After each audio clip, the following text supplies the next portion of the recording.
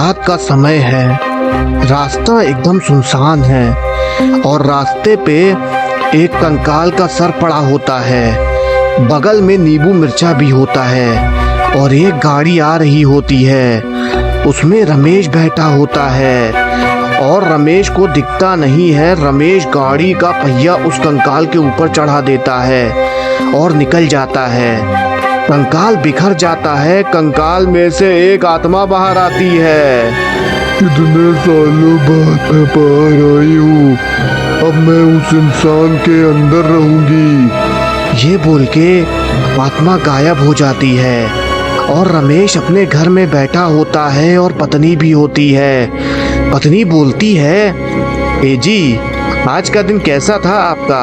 रमेश बोलता है, ठीक था मैडम, चलो यार खाना दो मुझे। अब रमेश खाना खा के सोने चला जाता है और रात हो रही है और दोनों सो रहे होते हैं। अचानक से रमेश की आंख खुलती है और रमेश उठता है और रमेश का हुलिया एकदम अलग होता है और अचानक से रमेश उड़ने लगता है और पत्नी उठती है और देखती है रमेश उड़ रहा है। पत्नी बोलती है, अरे ये क्या हुआ आपको? आप कौन है? अब अचानक से रमेश बोलता है, क्या हुआ रीना, तुम इतनी परेशान क्यों हो? अरे आप तो अभी उड़ रहे थे ना। उड़ रहा था? मैं कोई कौवा हूँ क्या जो उड़ूंगा? चलो सो जाओ। रीना परेशान सी होती है और अगले दिन रीना उसी रात के बारे में सोच रही होती है। इन्हें कल क्या हो गया था, मुझे कुछ समझ में नहीं आ रहा है। क्या था वो यार? हे भगवान, इनकी रक्षा करना। और अब रात काफी हो जाती है और रमेश फिर से आंखें खोलता है और उड़ते उड़ते वो एक घर पहुंचता है और घर के अंदर प्रवेश करता है और घर के अंदर एक व्यक्ति सो रहा होता है और बोलता है, धीरज, ओ धीरज, उठो, मैं तुम्हारी पत्नी, देखो मैं वापस आ गई और अब तुम्हें अपने साथ लेके जाऊंगी, समझे तुम? तुम्ही ने मुझे खाई से ढकेला था। धीरज तुरंत उठता है और बोलता है, अरे कौन है वहाँ पे? कौन है? सामने आओ।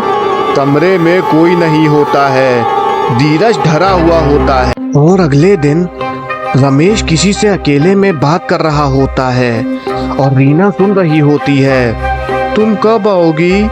हम फिर उस घर में चलेंगे, समझी तुम? रीना रमेश के पास जाती है और रमेश पीछे मुड़ता है और रमेश के अंदर एक आत्मा प्रवेश कर गई होती है और आत्मा पूरी तरीके से बाहर आ गई होती है।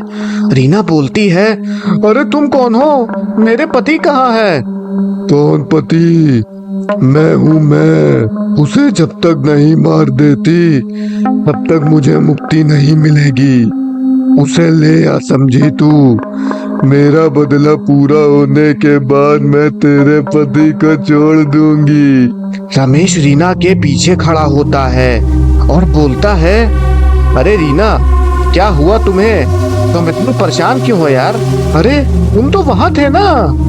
अरे तुम्हारा दिमाग खराब हो गया है, क्या बोलती रहती हो फालतू? मैं तो यही हूँ कब से। रीना बहुत डरी हुई होती है और अब रात हो जाती है और रमेश फिर से आंखें खोलता है और उड़ते उड़ते धीरज के घर पहुंचता है। धीरज, ओ धीरज, उठो, देखो मैं आ गई। अब चलो मेरे साथ, वक्त आ गया है तुम्हारा। धीरज उठता है और देखता है रमेश आत्मा के रूप में है। अरे तुम कौन हो? मेरे कमरे में कैसे घुस गए? चलो जाओ यहाँ से। तूने मुझे कहीं से ढकेला था ना, अब मैं तुझे मार दूंगी। क्या रानी तुम? लेकिन तुम तो कई साल पहले मर गई थी ना। तू नहीं तो मुझे मारा था और मैं कई सालों से एक कंकाल में बंद थी और इसकी गाड़ी का पहिया कंकाल के सर से होके गुजरा और मैं बाहर आ गई और अब मैं तुझे लेके जाऊंगी। अब मैं तुझे अमावस की रात मारूंगी, तू बचेगा नहीं, मैं तुझे मार दूंगी। ये बोल के आत्मा गायब हो जाती है। अगले दिन धीरज बड़ी मुश्किल से रमेश के घर पहुंचता है और रमेश की तबीयत बहुत खराब होती है। धीरज रीना से बोलता है, ये भाई साहब कौन है मैडम? मेरे पति हैं ये, और कुछ दिनों से ये एकदम पागल से हो गए हैं भाई साहब। ये पागल नहीं हुए हैं मैडम, इनके अंदर मेरी स्वर्गवासी पत्नी की आत्मा घुस गई है। क्या? ये क्या कह रहे हैं आप भाई साहब? हाँ, मेरी पत्नी मुझसे बदला लेना चाहती है। क्या बदला? हाँ, ये बात 10 साल पहले की है। मैं बहुत नशा किया करता था और मेरी पत्नी मुझे हमेशा टोकती थी और यही बात मुझे पसंद नहीं आती थी। एक दिन मैंने अपनी पत्नी को खाई से नीचे फेंक दिया और मेरी पत्नी अब मुझसे बदला लेने आई है और वो मुझे अमावस की रात मारेगी और मुझे मारने के बाद वो आपके पति के शरीर को छोड़ देगी। मेरे पति के अंदर एक आत्मा घुस गई है, सच कह रहे हैं क्या आप? हाँ बहन, मैं सच कह रहा हूँ। और अगले दिन अमावस की रात होती है, सब कुछ बहुत शांत होता है और धीरज रमेश के घर में होता है और अचानक से आत्मा प्रकट हो जाती है। देखो, मैं तुम्हारे सामने हूँ, मुझे मार दो लेकिन इन भाई साहब को छोड़ दो। तू मरेगा और तुझे मारने के बाद मेरी आत्मा को शांति मिलेगी। और आत्मा धीरज को मार देती है और रमेश के शरीर को छोड़ देती है और आत्मा को हमेशा हमेशा के लिए मुक्ति मिल जाती है। आत्मा हमेशा हमेशा के लिए चली जाती है।